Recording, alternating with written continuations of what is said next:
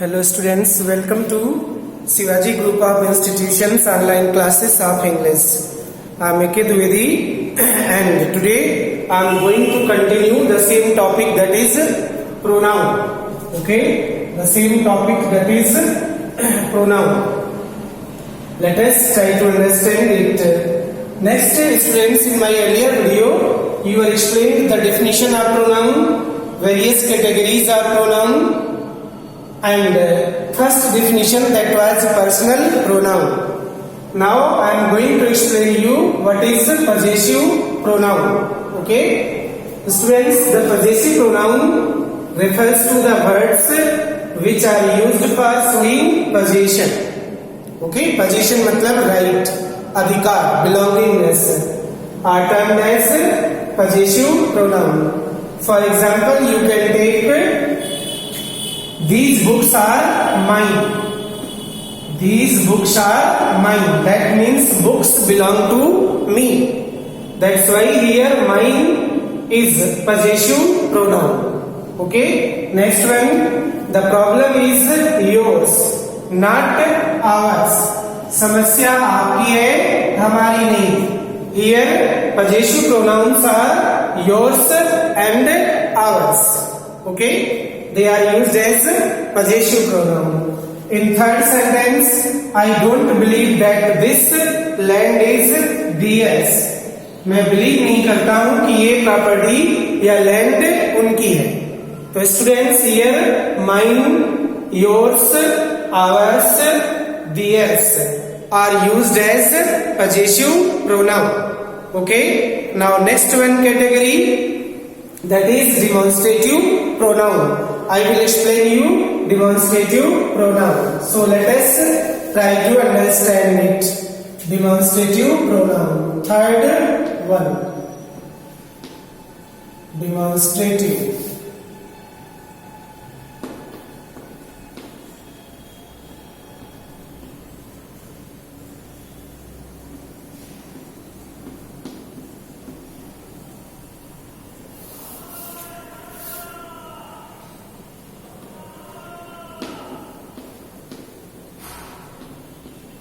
Demonstrative means pointing out.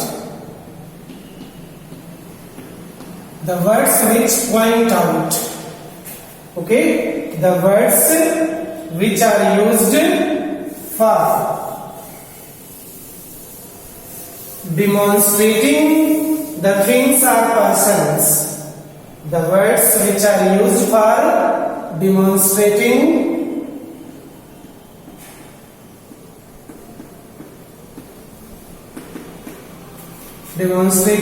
or pointing out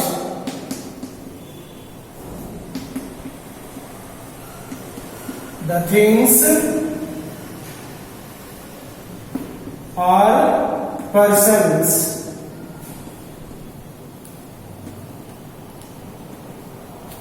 are termed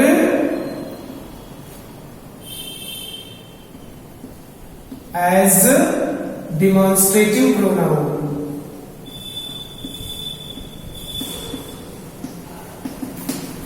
Okay.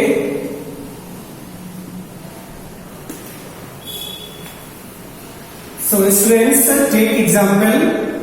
For example, first one, this is our house. ये हमारा घर है.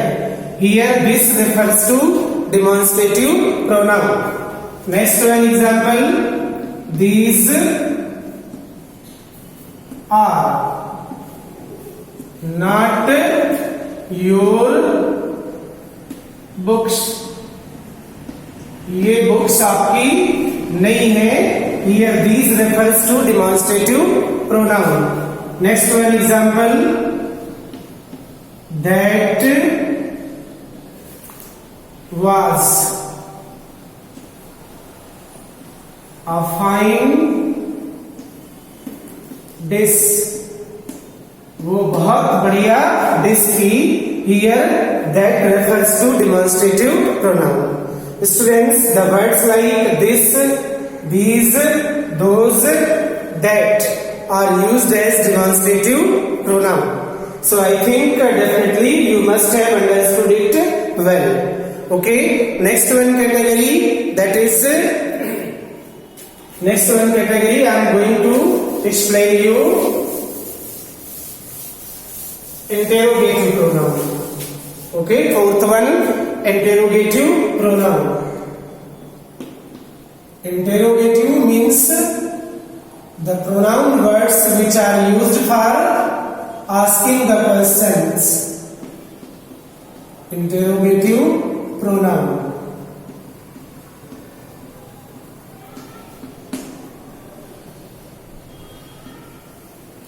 Okay, there is no sequence of any pronoun, interrogative, possessive pronoun, whatever you can define or write. So interrogative pronoun means the words which are used for asking a question. Okay, are called interrogative pronoun.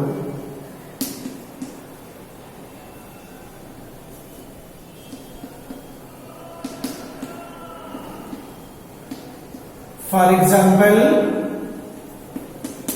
you can take example like first one, which is your car. आपकी कौन सी car है? Here students, which is used as interrogative pronoun. Next one example, what is your name? Here what is used as interrogative pronoun. There are so many examples you can write. That means interrogative pronouns, the words which are used for asking a question are called interrogative pronoun. Which, what, who, how, etc. Who has broken this chair? Let us take third example. Who has broken this chair? Here, who is used as interrogative pronoun. But students, remember, these words are also used as interrogative adjective. Okay? When these words are used as interrogative adjective, there is not verb after them, but there is any pronoun word, noun word. Okay? If these words are used before any noun, then they refer to interrogative adjective. For example, which movie do you like best? Okay? So, students, you have to understand these things properly. You have to revise them again and again. Okay? Thank you for attending the class.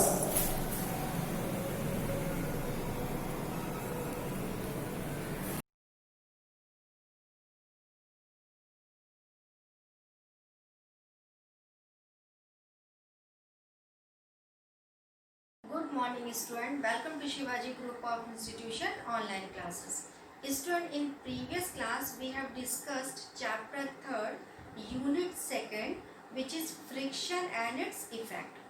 Now today we will continue its remaining part. So, advantages of friction. Now first advantage is friction is necessary to burn a matchstick. Student, means to say, when we rub matchstick on rough surface, then friction produces heat and start burning. Now second point is, it is due to friction that we can write on a board by a chalk or marker.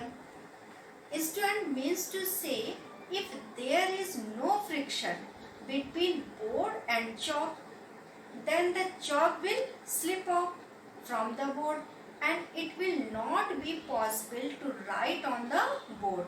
So the friction is necessary for writing with chalk or marker.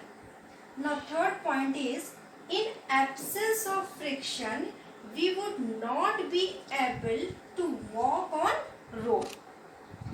Student means to say that friction applies opposite force when we walk. Student, there is friction between our shoe and road, and this friction prevents us from slipping when we walk on the road. Now fourth point is, we are able to hold objects with our hands due to friction.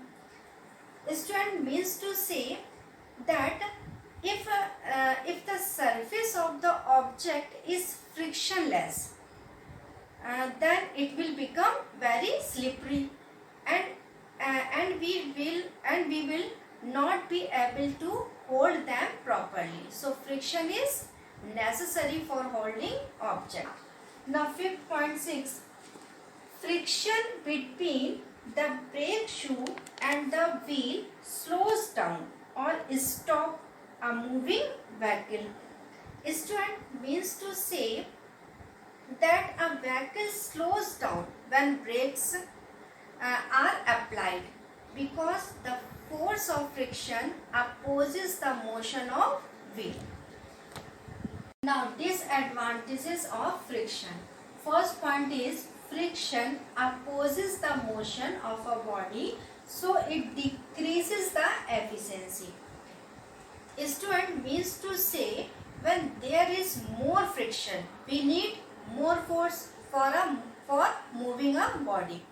Suppose vehicle is moving on a higher friction surface, then the vehicle fuel consumption will be more in order to generate more force for moving forward.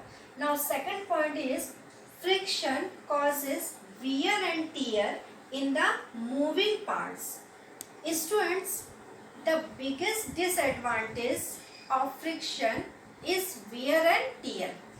Due to friction, moving parts of machinery heats up, and due to which they need replacement from time to time.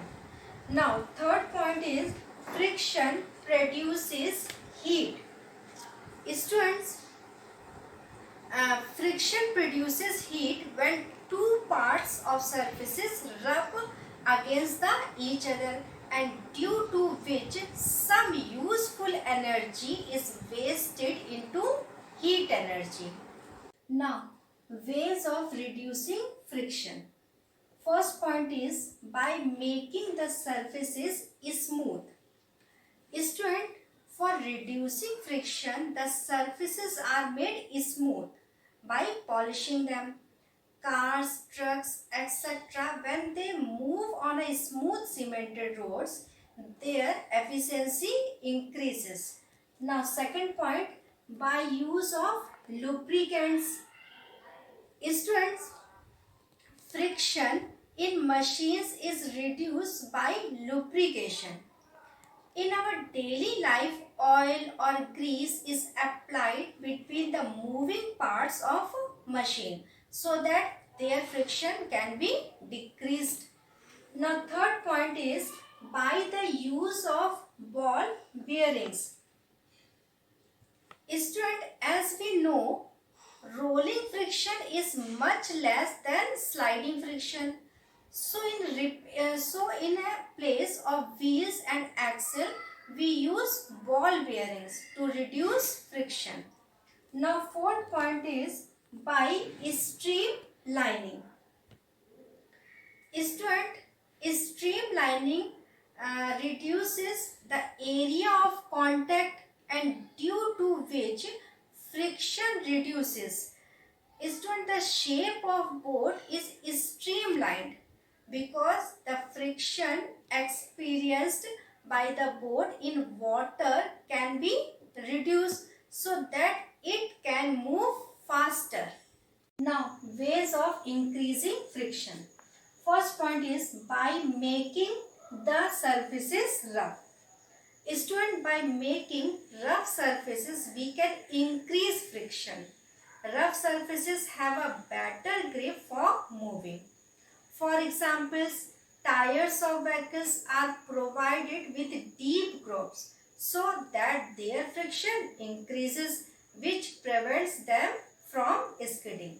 Now, second point, by using dry surfaces. Students, dry surfaces have more friction while wet surfaces have less friction. So surfaces are dried for increasing the friction. Now third point, by increasing the weight. Students, by increasing the weight of the moving body, then friction increases, which develops a better grip between the body and the surface on which the body moves. So today's class is over. In next class we will discuss units of force and how it is measured. Thank you.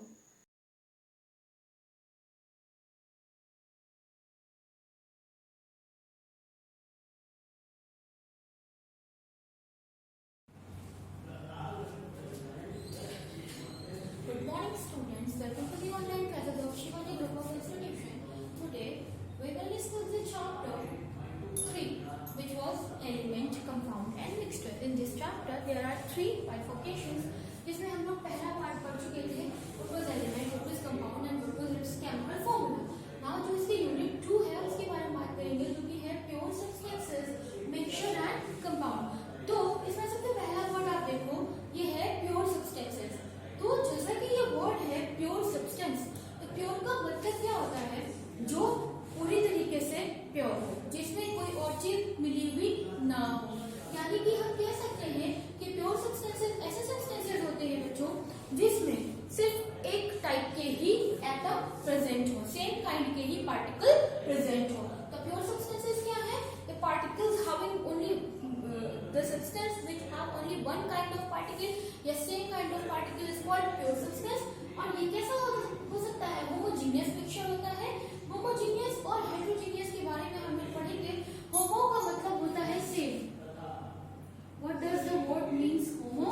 Homo means होता है बच्चों same and hetero means होता है different, है ना?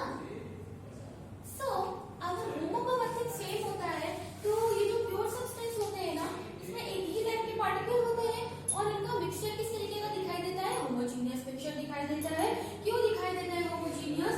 क्योंकि इसमें अगर आप पूरी तरीके से देखो तो एज अ होल आपको ये एक ही जैसे पार्टिकल दिखाई देंगे. ठीक है, जैसे मान लीजिए कि कोई भी प्योर सब्सटेंस है, मान लीजिए गोल्ड की कोई चेन है, तो गोल्ड की चेन में सिर्फ गोल्ड के ही पार्टिकल होंगे, एयू के ही पार्टिकल होंगे. गोल्ड का सिंबल क्या होता है? एयू होता है. तो उसमें सिर्फ एयू के ही पार्टिकल्स प्रेजेंट होंगे, एयू के ही एटम्स प्रेजेंट होंगे. तो दैट इज व्हाई कह रहे हैं हम ये कैसा होता है? होमोजीनियस मिक्सचर होता है.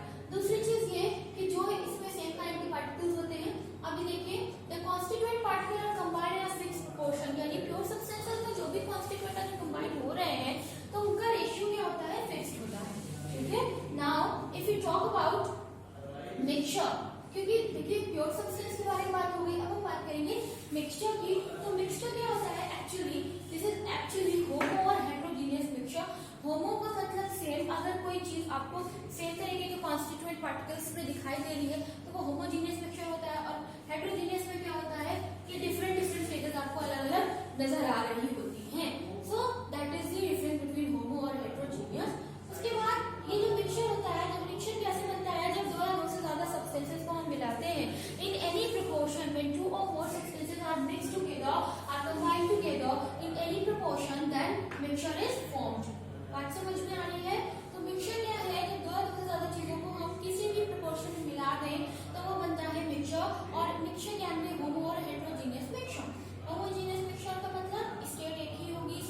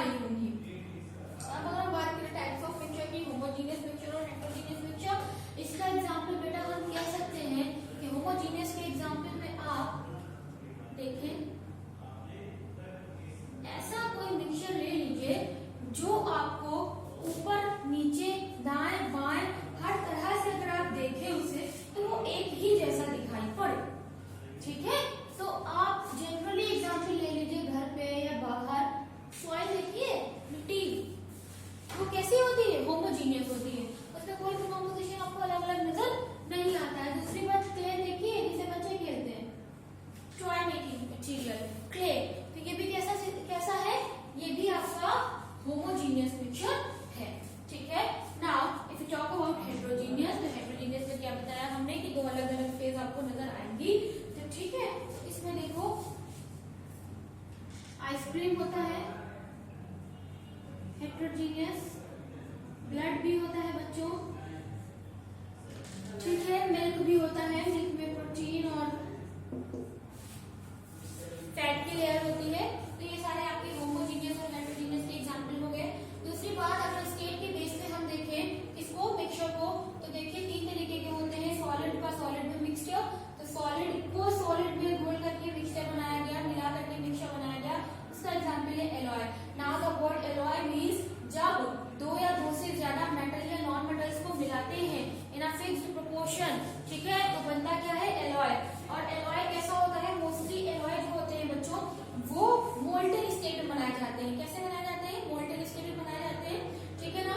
सो what was alloy, alloy is the mixture of 2 or more metals or non-metals, ठीक है, in a fixed proportion, combined in a fixed proportion. So solid solid mixture का एग्जांपल आपका कॉमनली क्या हो गया, alloy.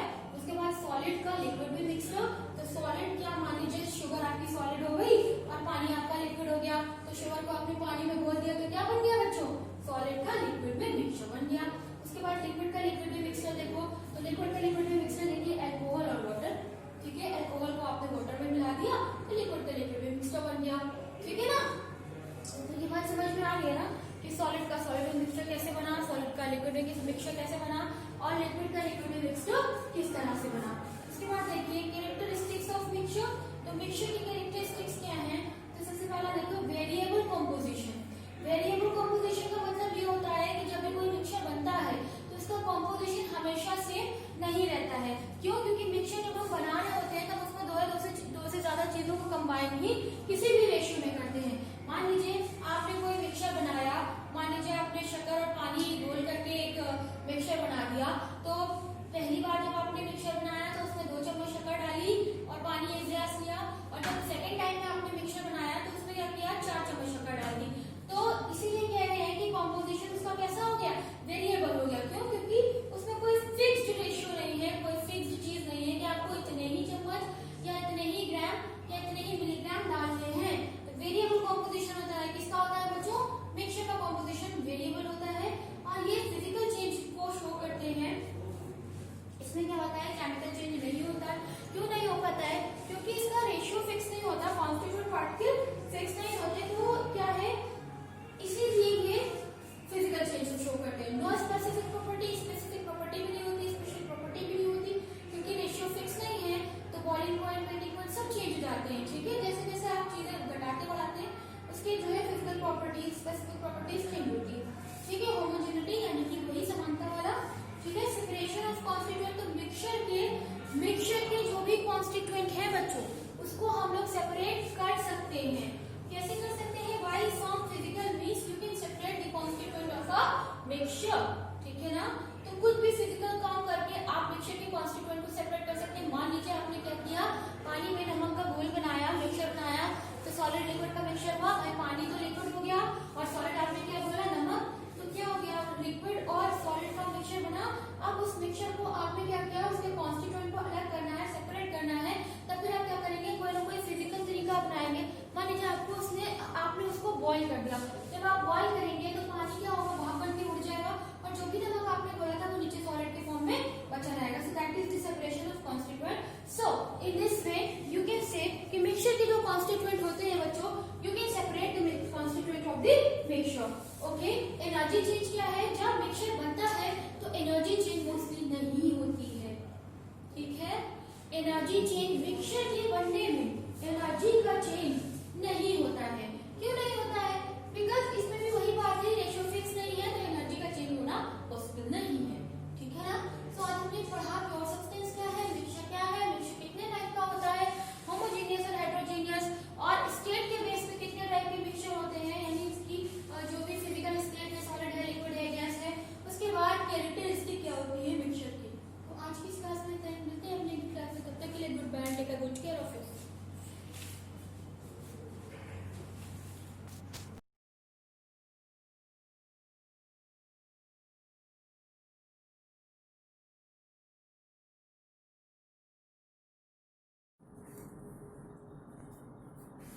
Hello class, welcome to you Shivaji Group of Institutions online classes. Students, today I will discuss chapter first, rural local self-government. This chapter is in civics. Yeah, this is your civics class. Understand? But at first, we discuss some motivations importance as that work hard is necessary for all people, because without work hard we cannot get success. So in this thought, many great persons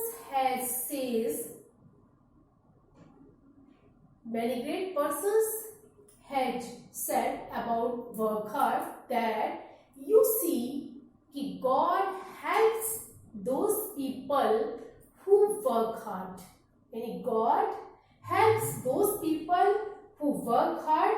That principles is very clear.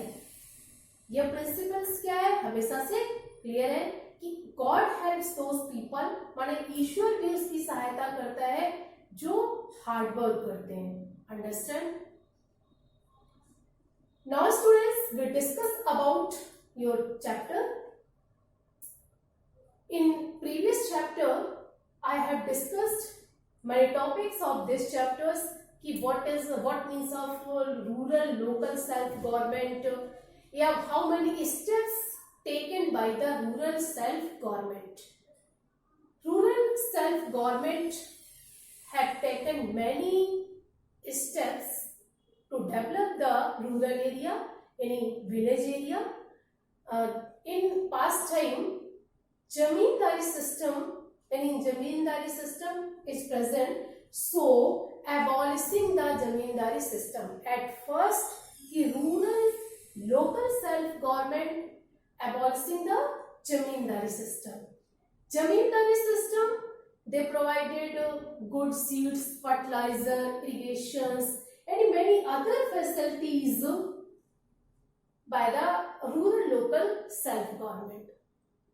And they prepare 5-year plans for the development of rural area and the whole country.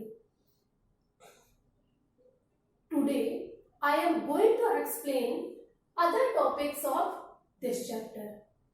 First, importance of local self-government. Importance of local self-government, माने आपने इससे पहले I have discussed about the rural local self-government. तो how या why importance of local self-government, माने local self-government की importance क्यों होती है? Understand? So for the development of a community, participation of a rural people is very important. माने development of a rural area, माने rural area के development के लिए रूरल एरिया के पीपल अथवा उनकी कम्युनिटी की सबसे अधिक इंपॉर्टेंस होती है. बिकॉज क्योंकि लोकल पीपल नो दियर प्रॉब्लम्स, माने जो उस एरिया यानी लोकल एरिया में रहता है, नो दियर प्रॉब्लम्स, माने वह ही अच्छी तरह वहां की प्रॉब्लम्स समझता है. माने no the local people know their problems and they understand the needs of their locality, and they understand माने वे ही उस एरिया या उस लोकेलिटी की नीड को समझ सकते हैं. Local self governing bodies develop the local leadership, यानी लोकल सेल्फ गवर्नमेंट बॉडीज माने लोकल सेल्फ गवर्नमेंट डेवलप करती है लोकल लीडरशिप को. Leadership that later helps the state and central government, because that leadership helps the state and central government sharing the burden of work. Sharing the burden of work, जैसे at first we discuss कि because local people understand the needs of the local माने needs of their locality कि उनकी locality को उनके समय क्या needs है। तो आई होप यू अंडरस्टैंड कि importance of local self government. Local self government की नीड क्यों होती है जबकि स्टेट और सेंट्रल गवर्नमेंट अपनी जगह वर्क कर रही होती है? Because they understand, because the local people understand the needs of their locality. Understand? Now students we discuss कि local self governing bodies in rural area माने rural local self governing bodies माने local self जो governing bodies है माने जो local self government है वो हमारी रूरल एरिया में किस तरह से वर्क करती है, क्या काम करती है। तो इन रूरल एरिया माने रूरल एरिया में at the local self government is 3 tiers माने लोकल सेल्फ गवर्नमेंट्स के 3 टायर्स होते हैं। First at the lowest level माने जो सबसे लोएस्ट लेवल में होती है। तो lowest level there is village माने लोएस्ट लेवल में क्या होती है? विलेज पंचायत। लोएस्ट लेवल यानी सबसे निचली जो हमारी लेवल की लोकल गवर्नमेंट होती है या गवर्नमेंट बॉडीज होती है वो how to work as a village panchayat.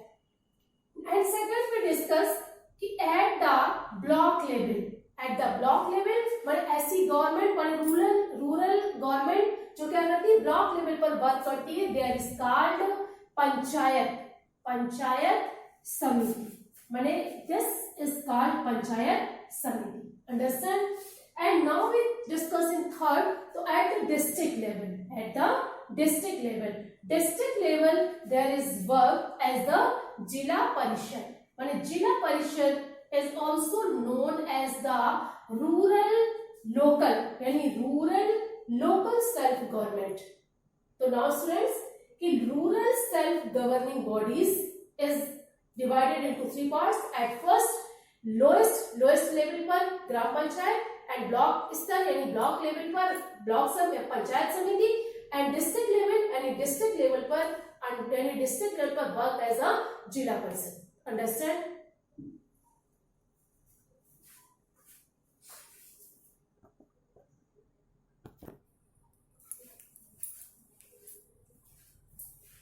Students, now we discuss it is an old system of administration giving the village people.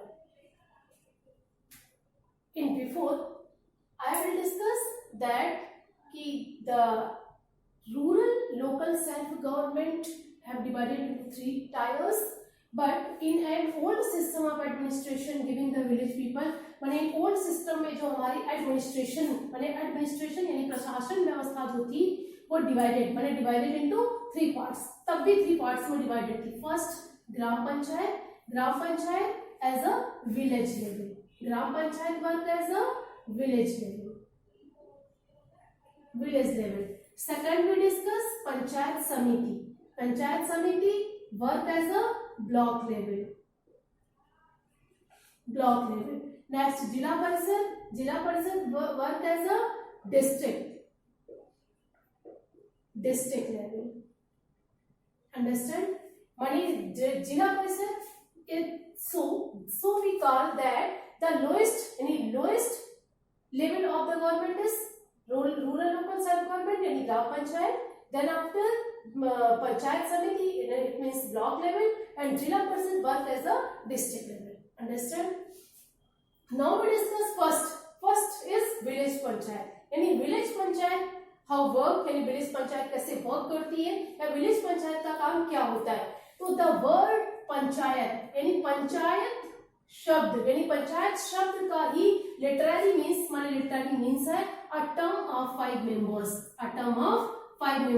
माने 5 लोगों का एक ग्रुप। 5 मेंबर्स माने 5 लोगों का एक group is already panchayat literally mean माने पंचायत शब्द का जो शाब्दिक अर्थ है that is the term of 5 members. Understand? There are some requirements for the healthy living. There are some requirements for the rural area in the village area that for the healthy living. But people wanted यानी all people wanted to healthy living. पर हर व्यक्ति वहाँ पर क्या है वहाँ पर भी healthy living माने स्वस्थ रहना चाहता है।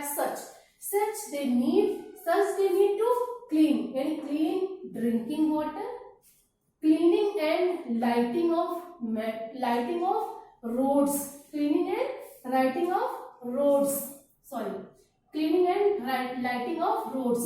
माने in rural area people wanted to cleaning and lighting of roads, माने लोगों को वहां भी रोड्स में लाइटिंग और क्लीनिंग माने सफाई की आवश्यकता होती है.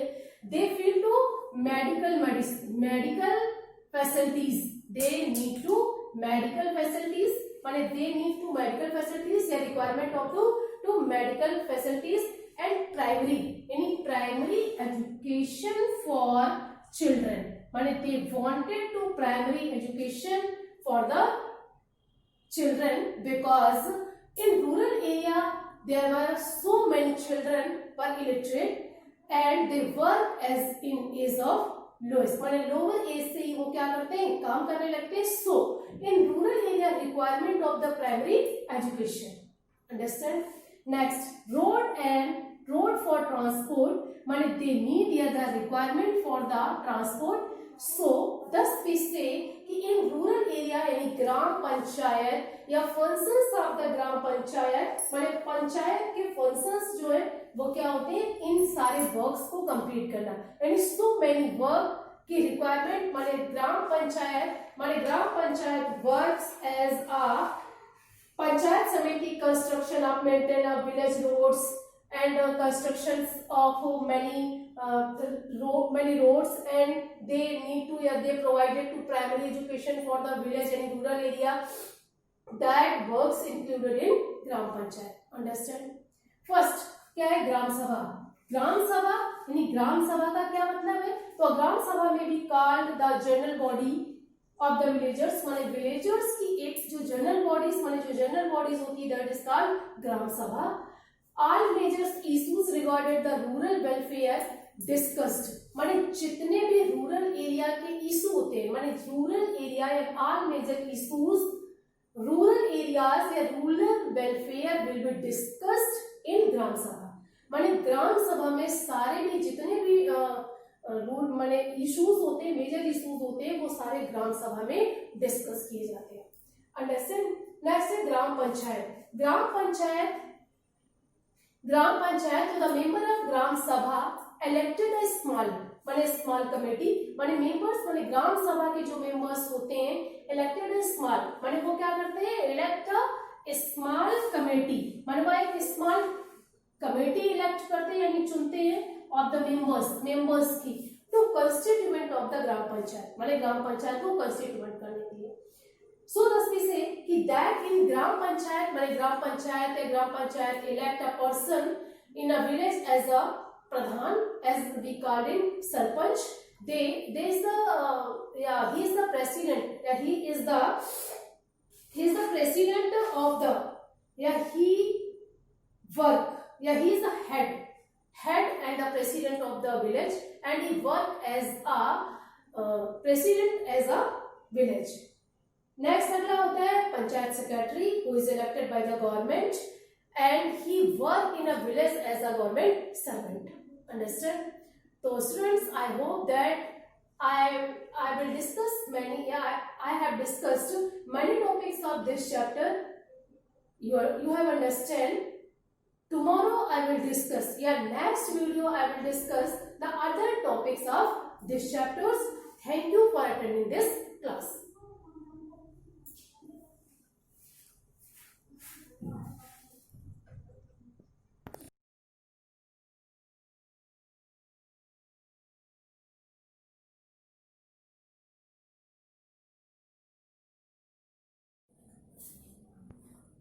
सुस्वागतम. मैं रेणु लता पांडे, संस्कृत शिक्षिका, शिवाजी ग्रुप ऑफ इंस्टीट्यूशंस.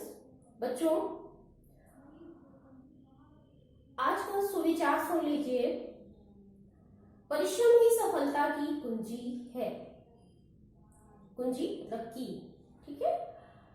यानी बिना परिश्रम के आपको सफलता नहीं मिल सकती. जैसे एक भूखा शेर अगर वो शिकार ना करे तो उसका पेट नहीं भर सकता. ऐसा नहीं हो सकता कि शेर भूखा है और उसके मुख में आकर के कोई भी शिकार जो है वो आ जाएगा, प्रवेश कर जाएगा और उसका पेट भर जाएगा. ऐसा नहीं होता है ना. तो बिना परिश्रम के कुछ भी हासिल नहीं होता है, इसलिए परिश्रम करें और सफलता प्राप्त करें। तो बच्चों आइए चैप्टर 4 कारक परिचय। इस चैप्टर में मैंने आपको कारक के बारे में पढ़ाया था, ठीक है। कारक क्या है, कारक विभक्ति क्या है, एक तालिका मैंने बनवाई थी, ठीक है। और तालिका के माध्यम से मैंने आपको कारक चिन्ह यानी कारक के चिन्ह और उनकी विभक्तियां मैंने आपको समझाई थी। तो उसी चैप्टर 4 की ये एक्सरसाइज है जिसे हम कहते हैं अनुशीलनम, ठीक है। चैप्टर का नाम है कारक परिचय, ओके। तो ये मौखिक एक्सरसाइज है बच्चों। निम्नलिखित शब्दों में दी गई विभक्ति और वचन का प्रयोग करके रूप पूरा कीजिए। ये एक्सरसाइज नंबर 1, ठीक है। अब इसमें बालकः शब्द जो है प्रथमा विभक्ति का है, इसका ये एक वचन है और आपको यहाँ पर द्विवचन और बहुवचन लिखना है इसका। तो बालकः का एक वचन ही प्रथमा विभक्ति है, द्विवचन होगा बच्चों बालकौ, बालकाः, ओके। देवम द्वितीय विभक्ति है, इसका द्विवचन और बहुवचन आपको लिखना है। तो देवम, देवौ, देवान, ठीक है। फिर तृतीय विभक्ति है सूर्येण, इसका द्विवचन होगा सूर्याभ्याम, बहुवचन होगा सूर्यैः, ठीक है। इसमें सूर्य एक की मात्रा है और रा भी लगा हुआ है साथ में, ठीक है। इसको बोलेंगे सूर्यैः। छात्राएं चतुर्थी है, तो छात्राएं छात्राभ्याम द्विवचन होगा, छात्रेभ्याम बहुवचन, ठीक है। वेदांत वेदाभ्याम, वेदाभ्याम वेदेभ्यः, ठीक है। अश्व से अश्वयोः, अश्वानाम, ये बहुवचन है, अश्वानाम। मयूरे मयूरयोः, मयूरयोः, मयूरेषु, ये इसका सप्तमी बहुवचन का रूप है। हे अध्यापकाः, हे अध्यापकौ,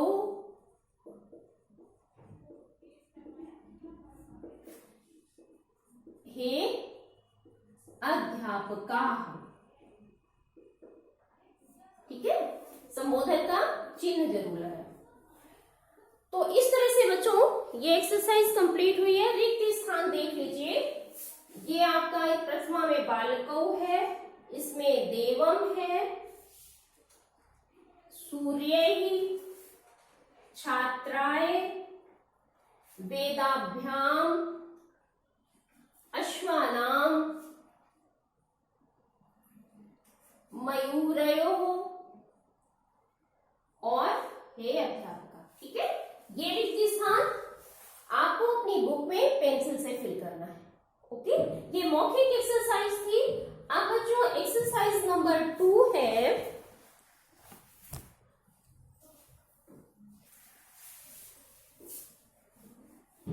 एक्सरसाइज नंबर 2 लिखितम। एक्सरसाइज नंबर 2 ये लिखितम है, वो मौखिक थी और ये लिखित है, ठीक है। तो इसका क्वेश्चन है कारक चिन्हों के अनुसार, कारक चिन्हों के अनुसार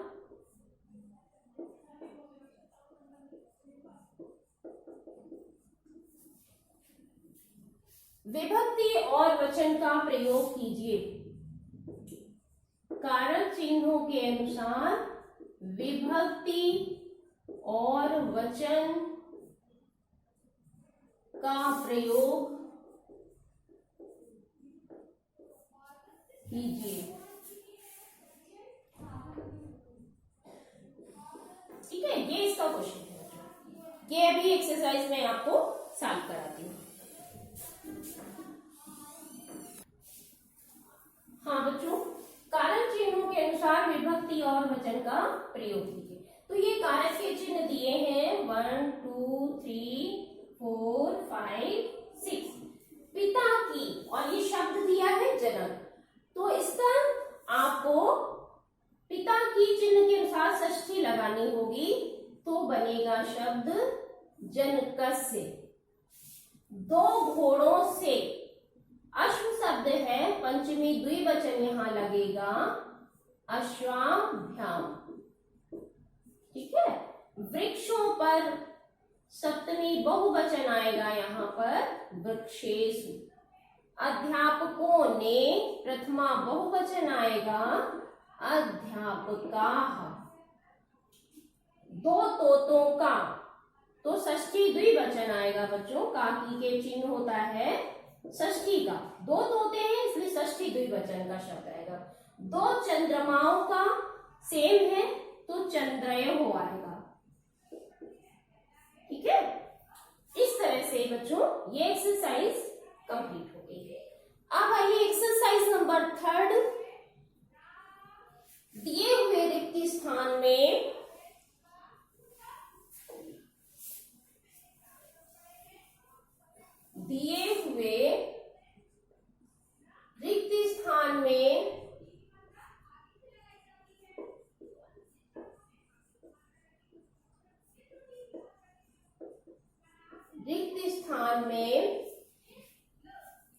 निम्नलिखित शब्दों का अर्थ लिखें।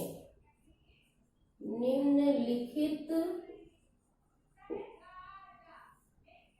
शब्दों का अर्थ लिखें। ये आपकी एक्सरसाइज नंबर 3। ठीक है बच्चों,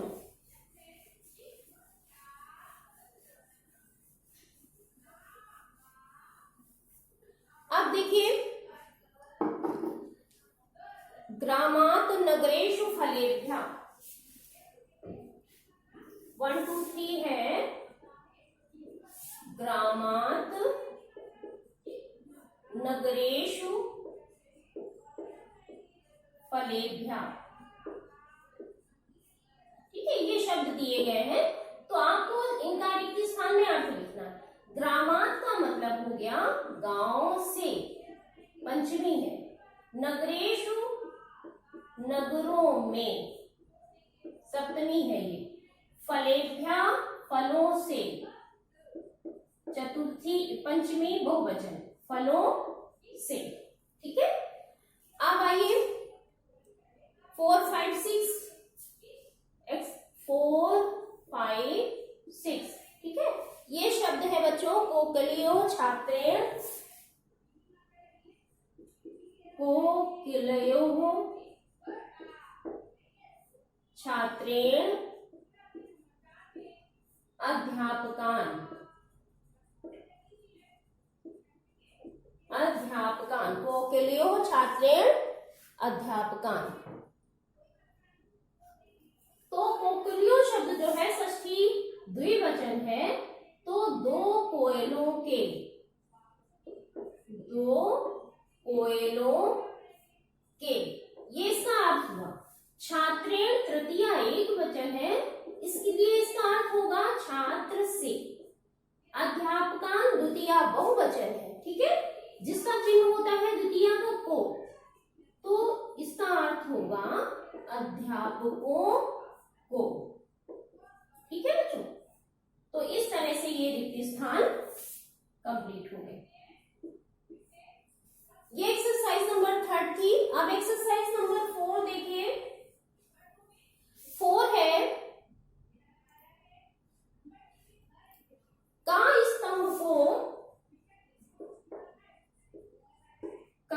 स्तंभ को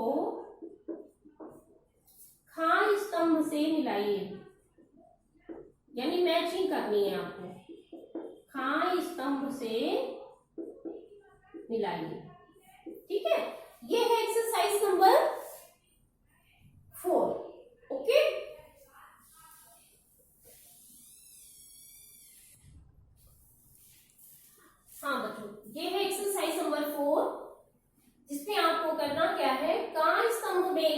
फल शब्द के रूपों को खा स्तंभ में लिखे अर्थ से मिलाना है। ठीक है, तो बच्चों ये का स्तंभ है, इसमें फल शब्द के रूप लिखे हैं फलई, फलानी, फलेषु, फलात, फलेभ्यः, और खा स्तंभ में अर्थ लिखे हुए हैं जो मैंने सिलेक्ट करके यहाँ पर उत्तर में लिखा है। तो बच्चों मैंने यहाँ पर इसलिए नहीं वो मैचिंग में लाइनिंग करवाई है कि आपको वीडियो में क्लियर नहीं समझ में आएगा। ठीक है, आप अपनी बुक में भले मैचिंग कर लें लाइनिंग करके, लेकिन उत्तर मैंने यहाँ पर इसीलिए लिखा है कि आपको क्लियर समझ में आए। तो फलन शब्द की जो मैचिंग होगी उसका उत्तर होगा फलों से। फलानी फलों को, फलेषु फलों में, फलात फल से, फलेभ्यः फलों के लिए। ठीक है, फलेभ्यः शब्द बच्चों चतुर्थी में भी आता है और पंचमी में भी आता है। मैंने यहाँ पर चतुर्थी शब्द लिया है इसलिए इसका अर्थ लिखा है फलों के लिए। ओके, तो बच्चों ये मैचिंग थी, मैंने आपको भी बताई है कि मैंने लाइनिंग ना करके सीधे यहाँ पर इन शब्दों का यहाँ पर उत्तर में अर्थ लिख दिया है। ठीक है, तो आप भी ऐसे ही उत्तर लिखेंगे अपनी बुक में। तो इस एक्सरसाइज के साथ बच्चों ये चैप्टर कंप्लीट हो रहा है। इसमें आपने क्या पढ़ा है ये एक बार फिर से शॉर्ट में बताते हैं। कारक किसे कहते हैं आपने पढ़ा ना, कि जिन शब्दों का क्रिया के साथ संबंध होता है वो कारक होते हैं। ठीक है, और जिनसे कारक का अर्थ बोध होता है यानी कारक का अर्थ पता चलता है वो होते हैं कारक के चिन्ह। ठीक है, तो इस तरह से कारक परिचय चैप्टर कंप्लीट हो गया है। आप इसकी एक्सरसाइज बुक में पेंसिल से फिल करें। ओके, समय से अपना कार्य पूरा करते रहें। धन्यवाद, आपका दिन मंगलमय।